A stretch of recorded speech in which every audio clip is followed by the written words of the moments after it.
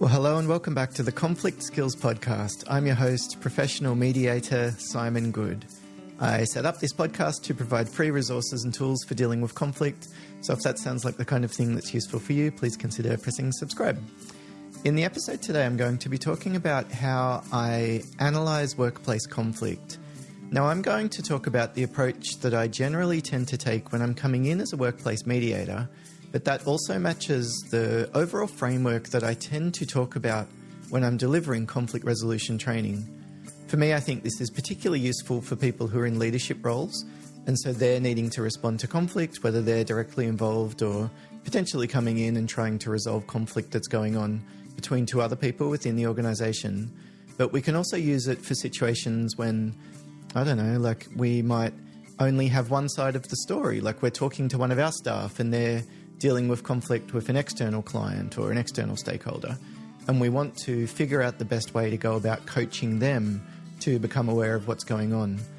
To be honest, I think I probably follow a very similar approach, but instead of just reflecting on these different topics, I would probably be asking the person who I was coaching to think about it. Like, what do you think's going on? What's going through your head? What are you feeling at the moment? Like, I would encourage them to reflect on the different aspects, whereas I'm going to talk about as if I'm dealing with the conflict myself. So when I say who's involved in the conflict or what's going on, I'm talking about you. I'd love to know, by the way, if you find this kind of approach helpful, like me giving a general overview of a framework or a theory, or maybe talking about my perspective on a particular issue. What do you prefer, like more of the research evidence-based summary kind of stuff? Like, I'd be happy to do that type of thing, but for me, when I listen to podcasts, I often want to hear the person's perspective, their subjective experience based on what they've gone through and what they've learned. So that tends to be the way that I lean, but yeah, I'd love to know your thoughts.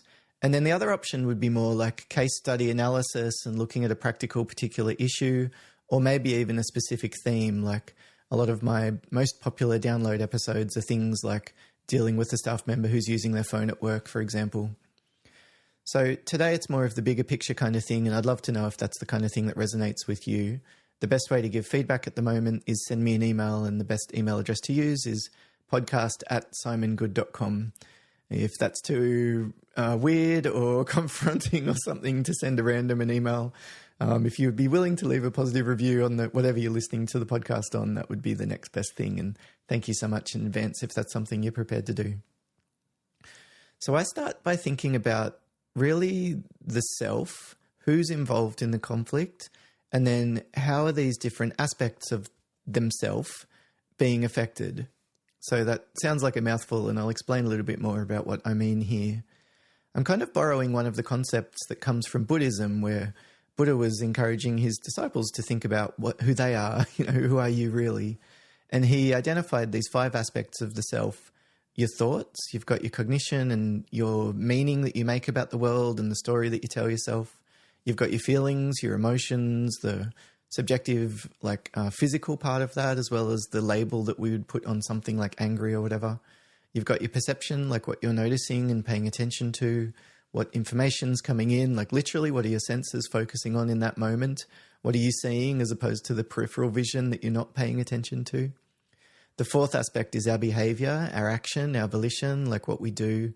And then the 5th is our body. Now, I'm not necessarily saying there's not more than this. Like, I think there is. There's consciousness, and if you have different ideas around the meaning of life or your purpose or your spirit or any of these kind of things, it's probably not just these aspects. Although actually in some ways probably some of those other less tangible elements would relate to these more tangible ones. So maybe what we observe in our thoughts is a little bit of an indication about something that's going on in a different dimension or whatever. I don't know, I suppose there are very interesting ways to think about this, especially when we consider conflict as, I suppose for me, it's really an opportunity for growth. And in any of these 5 different areas, I might look for myself improving over time when I'm dealing with conflict. In my thoughts, I want to gradually become a little bit more rational and logical and see the bigger picture and not jump to conclusions and all this kind of stuff. Like, in other words, be a bit more wise. In my feelings, I hope that as I go through conflict and deal with these people that are very, very annoying or bullying bosses or challenges with my family or my friends, that I'll grow from those. And what I'm aiming for in my feelings is to, over time, gradually become more balanced, I guess, and more experiences of equanimity where, regardless of the ebbs and flows of life, I'm able to maintain my calm and my inner composure. In our perception, I suppose, we want to adjust and become more present rather than getting our thoughts caught up in the past and the future. And then in our behavior as well, we want to become, more able to respond rather than just reacting. And I'd like my body to calm down a little bit as well. I want to be able to go through stress and have a slow heart rate and just feel a sense of being in control rather than being overly rattled and flustered and blowing about in the breeze type of thing. And for me, conflict is a real opportunity for growth in all of those 5 areas. And even in the short term, when I'm thinking about self-regulation, like how do I keep myself calm? I could intervene in any of those 5 levels. I could address my thoughts. Maybe I'm catastrophizing or blaming myself for something that was outside of my control or whatever. I could deal with my feelings. I could vent. I could journal. I could debrief with someone. I could let it out and punch a punching bag or have a shower, and that'll change how I'm feeling. I could adjust my perception. I could change my behavior, slow down, take a deep breath, stop doing that impulse that I have, resist the urge to say that thing, even though it's almost on the tip of my tongue and out, clench my teeth if I can before the words escape, or change my body, like physically relax, let the tension out of my muscles in my shoulders and my neck and my forehead. It's these types of adjustments in the short term that often give us much greater capacity for dealing with conflict. So for me, that's just been incredibly helpful, thinking about at least a part of myself in those 5 different. And then when we think about the other person that we're in conflict with, all of those 5 aspects of us begin to interact with the 5 aspects of the other person. Like as we say something that annoys them, their heart rate will increase. So their thought changed and their body changed as a result. Or they might notice that annoying facial expression that's on your face and they feel frustrated. So their perception adjusted the emotions. Can you sort of see the interconnectedness of these different aspects? And we might trigger one, which has a flow on like a trickle-down effect on all of the others potentially. And then they might yell out something like, "You're obviously not going to listen anyway." Like that's their behavior being affected by probably all of the above. So if our goal is then de-escalation, which would be the next step in my conflict resolution framework, we start with self-regulation, then we move to de-escalation. Well, that is going to mean that we can intervene in all 5 of those layers as well. We could change their thoughts, like letting them know, "Look, I just want to give you a heads up. I'm not putting you on the spot. You don't need to make any decisions today. I don't want you to experience any pressure. You're not locked into anything." Like we could change their thoughts, and then that might adjust how they're feeling and then adjust their perception, and they can calm down and look through the document that's in front of them, or listen to you before they interrupt you for 5 seconds longer, and so you get a bit more information out this time kind of thing. Like we can intervene at all 5 of those layers of them as well. So for me, this is a very useful way of thinking about what I usually call the relationship conflict layer, the interaction, the reciprocal patterns that's going on between the 2 of us. So when I'm analysing workplace conflict, that's where I'd start. If it's me who's involved in the situation, I would think about my thoughts. What's the story I'm telling myself? What meaning am I making? Why is this so annoying? Like for me, I think strong emotions often come when a boundary is being crossed. So I would reflect on, well, what are the boundaries that are being crossed here? Or think about my interests. Like what am I actually hoping for? What am I aiming for at the end of the day? Or I could adjust my perception and, double check that I haven't misread something in the emails, or print them off even instead of looking at the screen. Maybe that's triggering me a little bit. Or I could talk to somebody about it and adjust my feelings and calm down a little bit before I go back into the next meeting to talk to the same person when I'm seeing red and I'm just feeling incredibly overwhelmed by the anger of it all. Like I can adjust those different aspects of me when I'm thinking about workplace conflict, but I need to first become aware of how the conflict is impacting me. Does that make sense? I'd love to know if this is resonating with you and this is the kind of approach that tends to be helpful. I know it's not quite as scientific as talking about the neurobiology of the prefrontal cortex, etc., but I have taken that approach in different groups that I've done training workshops with and coached in the past. And it's interesting to know that kind of stuff, but it's challenging to know, like, how do I, we don't feel like we have as much of a direct adjustment to our prefrontal cortex as we might to the posture that we're sitting in, for example. And of course, as you're adjusting your posture, that's literally what will change, that activity in the prefrontal cortex. So I suppose I'm just starting from the other direction rather than explaining it from the chemical mix or something else. So that's, as I mentioned, the top layer, the relationship conflict part of it. The next thing that I'd probably focus on is what would be considered structural conflict. Here we're wanting to think about things like how decisions are made and how the communication is happening. So if I'm experiencing communication with a client, for example, I might change the mode that it's happening. If we've had a few emails back and forth and I've noticed there's a little bit of tension that seems to be building, maybe I would give them a call or organize a time to meet them by Zoom or in person even. We could adjust the frequency that we're communicating. Maybe there are problems in our working relationship because we're not touching base often enough. Like there might be frustration going on for a client because they're not able to give you feedback around where things are up to at the moment. So then when they do give you feedback, it's a bit, it's overwhelming. It's too much at once. Or maybe they're not getting enough feedback. And if you could let them know that things are on the right track, that might calm them down and give them a sense that things were under control and adequately managed. So we could change the mode or we could change the frequency.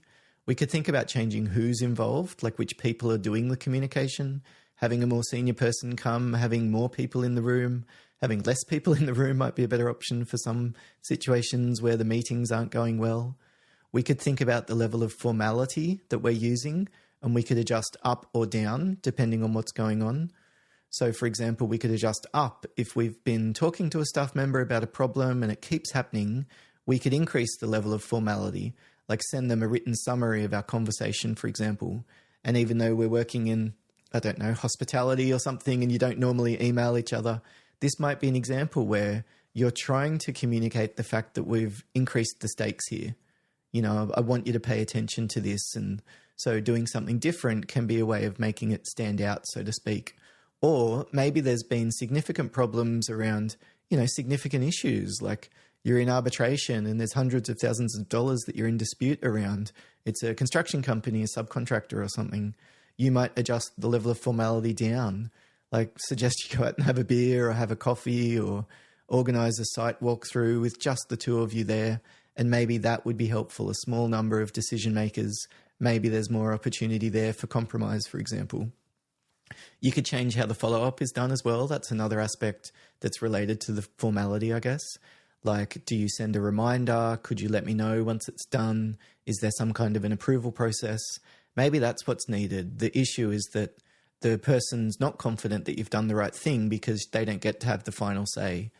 Or you don't have a structure for providing revisions. So they keep sending you emails as they think of new ideas, whereas it would be a better option to set up a particular time and place where the two of you will go through them all at once. And then you could also think about the way that information is shared.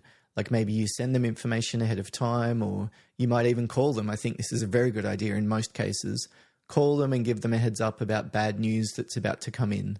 Just a heads up, we're sending through a notification around a dispute. Of course, there's that 7-day time frame to get back to us on. So I just want to let you know so that you can get on the front foot. It's hard to figure out these kind of things in the busyness of everything else that's going on, I know. So it's like a level of respect. I'm calling you to give you a heads up that this is coming through because I didn't want you to get caught off guard or feel like you're on the back foot. This is why I'm doing it. I'm calling to let you know, effectively to be helpful for you. And I'm not compromising. I'm still going to send you the formal notification that you need to get back to me about within 7 days. But this is a nice way of, I guess, reducing the potential inflammatory effect of sending through something like we're going to potentially take you to court for hundreds of thousands of dollars. So we could think about the relationship, and then we would think about the structure. They're the first two layers, I think, when I'm thinking about how to analyze workplace conflict.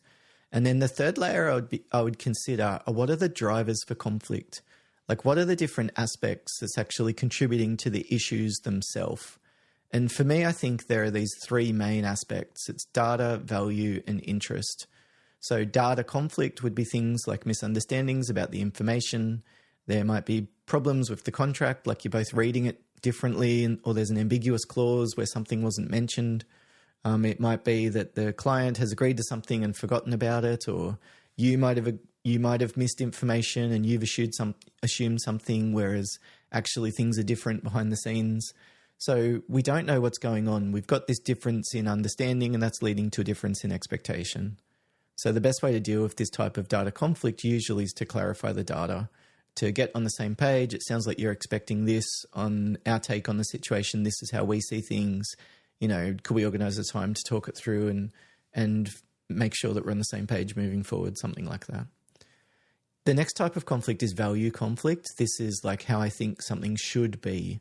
It might be the big religious worldviews that we've got, or some particular aspect of, culture or something else that we value, like diversity would be a current example for a lot of organizations. So you might have someone that's got some type of an agenda around diversity, and then you might have someone else who's saying, well, how do you define that? Like, what is that? Like, why should we be focused on diversity? How much should we be focused on diversity? We've got all of these other values that we've had within a company as well. So how does this fit in? And if we do value this, then what does it mean in terms of the implementation?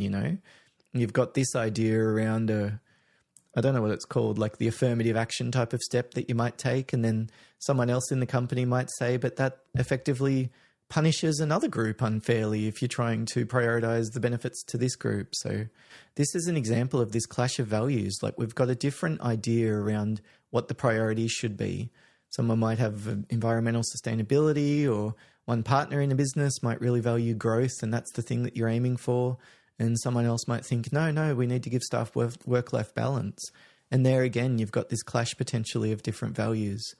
Now, it would be data conflict if the staff and the manager never talked about what was expected for working outside of hours. That's data conflict. So if I was the staff member there, I would say to them, look, could we talk through expectations? Because in most other jobs that I've worked, I don't normally get contacted after 5 p.m. There are times when I'm happy to work and do it. Obviously this is the way that a lot of the others work on the team. But there's also times when I'm not going to be available. So I wanted to clarify what was expected in those kind of situations. The last thing I want is for you to be expecting me to get back to you. And as far as I'm aware, that's not something that I've promised or, necessarily said that I would do. What do you think? And we might just get a rap over the knuckles and say, shut up, this is expected. And then we can decide what to do. Like, do we stay in that job or look for another option? But in other circumstances, we might find that a very helpful clarification to have. If there's an emergency, I'll contact you like this. If it's not as urgent, this is what we expect. I'll send you an email, but I'm not expecting you to get back to me, or whatever it is. Like, we could clarify the expectations. That's the data conflict. But this might be values conflict. Like, your boss thinks that this is incredibly rude, of you not to get back to them when they've sent you something that's really important. When they were a junior staff member, they would just say, yes, sir, and do what it takes. Whereas these, rude, recalcitrant young staff that they've got, stand up to them and answer back. And this might be an example of values conflict where we've just got expectations around how we should treat our manager.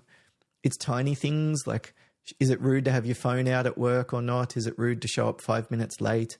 What's the appropriate amount of time to email somebody back when they send you an email? Should you send a reply for every email that you get? Like, I know if in many organizations this causes conflict, someone writes an email and they never get a response and they'll be angry about it. Like, well, you never got back to me. How am I meant to know that you got it? This is value conflict. We expect that they should, but it would become data conflict when we ask them. Do you know what I mean? So if we've asked them 6 times and they're still not doing it, then there's something else that's going on. So we've got data. Maybe there's a misunderstanding here. We've got value. Maybe it's a difference in expectations. The third aspect that it might be is what's called interest conflict. This is what I want versus what you want. And I think for a lot of workplace conflict, this is where we begin to get to more of the heart of the matter. Like, what's actually the problem here? It's because I don't want to do what you want me to do. Or I want to do this other thing, you know what I mean? And I don't want to stop. I want to keep smoking. I want to look at my phone. I've got Tinder dates going on that I don't want to miss. I've got footy results or online gambling. Who knows what's happening for the person, but they want to keep using their phone and you want them to stop. Your customers are looking at them. It's distracting. It's not creating a professional environment. It means that they're not getting their work done. Like, please stop using your phone and they want to keep using it. This is interest conflict. There might be a data layer to it. Maybe you've got an agreement that you've had them sign and they've forgotten about it, or you could remind them about that, I guess. Or you could deal with it at a values layer. Like, when I was a young person, we used to do whatever we could to act professional, and we would wear a suit and tie and every day. And yeah, good on you. You can very much imagine how far those conversations usually get in the mind of the young person. So what else do we do to deal with this kind of a thing? I think it's interest conflict. And here what we effectively need to decide is how important it is to us and how important it is to us to keep them happy. Like, how important is it that we get them to stop using their phone? We don't want customers to see our staff using their phone, but like, what does that look like compared to hiring a new staff member? Because if we decide to take a very competing kind of approach, very firm, assertive, we stick to our guns, then the obvious potential risk is that, you know, they'll get upset and not do their job properly or quit. So that's the cost benefit analysis that we almost need to walk through. And then on the other side, we've got another option of just being completely accommodating. We could just let them use their phone whenever they want. Or maybe it's some type of a compromise, like they can use their phone during an hourly break if it's not within eyesight of customers or something like that. Is that acceptable though? Like, maybe for you, that's something that's just intolerable. You're paying staff this much money and you literally can't afford to lose the effective productivity of having every single team member go off and have a smoke break or a Tinder break or an online shopping break or whatever, 10 minutes out of every hour. Like, you'll need to decide, you know, what's that cost benefit look like for you? If we're dealing with an inter-department colleague and we've got conflict going on here, we need to decide, like, you know, maybe we should take the accommodating kind of approach. Maybe we take the competing kind of approach. Maybe it's the middle ground of compromising. But it's going to depend on the situation and what's at stake.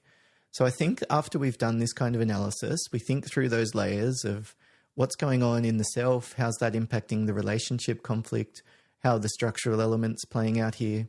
Then we've gone through those other drivers, data conflict, value conflict, interest conflict. I would also then consider the goals. And I often, when I'm doing a mediation, ask people something like, just how would you like things to be? Like, you don't have to be friends. You don't have to be mates. Like, you don't need to be all warm and buddy-buddy with this person that you're in conflict with at work. But what does a working relationship that's effective look like? Like, what's the bare minimum? In, you know, business terms, we would talk about something called the minimum viable product. You know, you're going to launch a new phone or something. Like, what's the crappiest one that you could sell? What's the most problems that customers would accept in the most minimum amount of returns or whatever, you know? It's kind of like, do the crappiest job that you can that would still do an okay job in most people's eyes so that they're paying for it and it doesn't hurt your business. And then that's what you launch. It's the minimum viable product. You know, it's not always the strategy that organizations take. They might work on things longer in development and launch something that's more sophisticated than the minimum viable version. But what I'm aiming for in workplace conflict is the minimum viable working relationship. Like, how infrequently can we communicate and still survive? Is email fine? Maybe we just go with that. Do we have to CC in our boss forever? Like, is that really a workable arrangement? Like, in some organizations, I suppose it might be.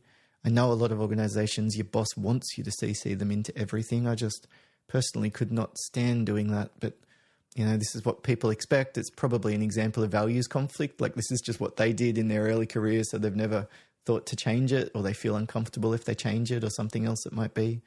So we need to consider our goals, like what's at stake, and what's the cost of pursuing whichever strategy we decide to take. So for me then, once I've done that analysis, it then helps me figure out the steps that I'll take.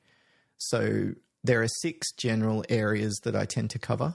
Like, if I were going to develop a template on what does a plan look like for dealing with workplace conflict, these would be the 6 steps I think that I would follow in the topics or the sections, if you know what I mean. So the first step would be self-regulation. I'd be thinking about, what do I need to do to keep myself calm? I've talked about those 5 aspects of self: thoughts, feelings, perception, behavior, body. So we might even have different interventions or ideas that we could use in each of those different domains. Things we could do to change our thoughts, things we could do to change our perception, mindfulness or something, things we could do to change our body, breathing, you know, posture. We then think about de-escalation. So how can I calm down the other person?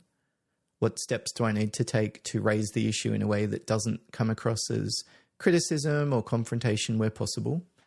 The third step would be how to raise it. Like, what kind of language do I need to use? Now, that's kind of a whole topic, if you know what I mean. Like, de-escalation is very big, and I might spend 30 minutes doing that sometimes. And then the next question I ask is, how am I going to raise the issue? Like, it's a very specific area of the conversation, if you know what I mean. But I think it's crucial. Like, we need to use language that's neutral and mutual, that's future-focused, that's solution-focused, when our goal is to establish this collaborative frame that we're going to use to navigate the conflict moving forward.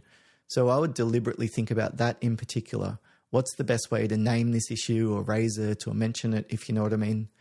I've talked about this topic before in previous episodes of the podcast. The positive confrontations episode is one that comes to mind, and there's probably a few others as well. The fourth layer is empathy. Like, I think about the kinds of questions I could ask, or I might even what's sometimes called steel man the other person's perspective, like on the absolute most merit that we could view their perspective, like how could we give it the most credibility, if you know what I mean? Like, what if they're right? Why would they be right? What are they focused on? Which aspects of their argument are correct? All of this kind of thing. So I think about that ahead of time, but I also think about the kinds of questions that I can ask to elicit that. You know, okay, so from your perspective, it should be this because of this. Is that the way you see it? Or is there additional steps there that have... And I like questions like, what's caused you to believe that? Or what did you learn that led you to believe that? Like, what happened that caused you to believe it? Or what have you learned that led you to believe it? What were you thinking at the time if there was conflict, you know, and I've said something that's upset them? What have you been thinking about since? What do you think needs to happen moving forward between the two of us? How would you like things to be? These kind of questions. The fifth area is assertiveness. I want to think about what my boundaries are. Maybe there are particular things I want to ask them to stop doing or start doing or deal with. And I want to think carefully about, like, what's my bottom line? What's the bare minimum that I would be willing to accept? If I'm a restaurant owner and it's my staff using their phone, personally, I can imagine getting to a place where I just ask them to stop at full stop, like just put their phone in their locker at the beginning of the shift. Like, for me, it might be in some, you know, a particular context that this is just something that we can't accept. And I know that that might mean that some staff get so upset with me that they quit, or they get upset and poke their bottom lip out and have a bit of a negative mood for some amount of time. But that's sort of the price that I'm willing to pay. Whereas in other situations, like an office in a not-for-profit or something, I've never particularly cared if I notice staff using their phone. I've always thought that they're probably checking it, you know, the kids might be at preschool or something like that. But a lot of that to do is the context. You know, we didn't have customers looking, and we weren't working on a hyper-responsive team where we were taking inbound calls, or like I can imagine many other situations where the phone issue would be different. But we have to think about that level of assertiveness. We don't want to walk in and get railroaded or agree to something that we then regret. I think that's the absolute worst spot to be a lot of the time. You've said yes to something because you got flustered and upset, and then you need to try and find a way to walk it back. Very difficult to do that. Whereas it's usually more effective to, you know, be very assertive up front and say, look, this just cannot change. It's not flexible. And then maybe there are other additional things that you might offer them on top of that. Like, given the fact that I'm asking you to do this, this is what I'm prepared to offer, or something like that. So then the final area I'd consider are the next steps. Here I might think about how I'm going to negotiate the issue, if that's the approach I'm going to take, how I could collaborate, what kind of a change in structure or extra support for them, or mentoring, or our interactions might be different moving forward. I might just decide to leave it. That's definitely possible. Sometimes I get to that next step layer and I think, this is just not worth it. You know, thinking about all these different things that it's going to take to resolve this. Like, they are being an absolute, like, you know, piece of work. They're really nasty. I can't believe they're doing it to me. And I don't think it's worth it for me to get into it anymore. Like, I don't think my chances of changing their behavior is very high. And I think it's going to cause me even a lot of stress. For me personally, I'm just really careful about the kinds of conflict that I get in these days. You know, I'm sort of middle-aged now, and I've probably learnt not to be as much of a hothead as I was in my earlier years, but it's internal stuff as well. I don't like getting all worked up and wired internally and sitting there and I'm trying to watch the footy or something and I can't stop thinking about this annoying person that I've been in conflict with. Like that's a real cost there for me. So I have to say I tend to take the avoiding approach for a lot of conflict more than I might have done in my earlier years. Or I might coach them. Maybe I think this isn't actually a problem that I need to solve. Like I'm a team leader and I'm in conflict with one of my staff. I might set up a coaching process or think about the best ways to coach them to figure out how to deal with the problem that they're facing. So I think those are the overall steps I would take. Self-regulation, de-escalation, think about how to raise the issue, think about those aspects of empathy, how to demonstrate empathy, questions, what might be going on for them, assertiveness, and then thinking about the actual response. I'd love to know though, as I mentioned, feedback. Does that match your approach? Do you find this helpful in thinking about workplace conflict, or maybe there are still particular glaring holes, or this wouldn't apply to your particular context? I would really very much appreciate any feedback that you'd be willing to offer. As I mentioned, the best way to send that through at the moment is by email. So it's podcast@simongoode.com. And you can check out my website, simongoode.com. This year, I'm intending to be more consistent with the podcast and use my website actually to put up a number of different resources. My YouTube channel, I've been focusing on uploading a video most days, looking at conflict analysis in particular, and I've been focusing on workplace conflict over the past few weeks. It's still a bit of a ghost town, to be honest. It's tumbleweeds at the moment. There's not many people watching the videos. So if you'd like to have a look at me, talking through slides and working on the screen with my pen, taking notes and that kind of thing, check out the YouTube channel. And I'd like to probably in the next week or two set up a feedback form, especially for listeners of the podcast. And what I'd love to hear from you, if you'd like to let the thoughts start to percolate, is do you like the fact that I deal with both workplace and non-workplace conflict in the podcast? Because for me, I can obviously use the podcast to generate more money, like more business, doing workplace topics, because I get emails from people looking for workplace mediations or training workshops or that kind of stuff. So that's fine. I enjoy talking about workplace conflict. And if that's what people want in the podcast, I'd be perfectly happy to focus on that more or even exclusively. But for me, I'm very much also interested in the other types of conflict. Like my first roles as a mediator and where I learned was working with people going through divorce and separation. So you can imagine the high levels of emotional volatility and, to be frank, I think just trauma that people were going through day to day. It was just a very challenging role to be. And to be frank, I think as a mediator, I kind of got thrust in the deep end in many different ways. But it really did help me to develop quickly, my capacity for dealing with emotion and what kind of tools help in de-escalation and all this kind of thing. And these days, I'm just very aware of the challenges that people have in maintaining friendships and reconciling. If you've had conflict with a friend, it's very distressing and it's just so hard to know how to rebuild those bridges and repair. So I have a bit of an interest or a passion, or I don't know what you would call it, like not a vocation, but it is something that I also feel called to. So if people really wanted the workplace conflict only in this podcast, I'd probably think about, a relationship type of podcast as well. But for me, I think combining them tends to work because they're similar kind of frameworks, but it's possible that you're listening thinking, no, I'd really prefer it just to be workplace or just to be the relationship side of things, or maybe you like the mix of both. So as I said, I'll set up a feedback form asking some of those kind of questions around what kind of topics would you like and what approach is helpful. But if you're willing to just flick me an email, please feel free to send one through. I haven't had any this year, actually. I normally get a few every month from listeners of the podcast. So if you'd like to be the first listener from 2025 to email podcast@simongoode.com. Anyway, I'm sorry, that's enough bloody rambling at the end of the podcast episode, isn't it?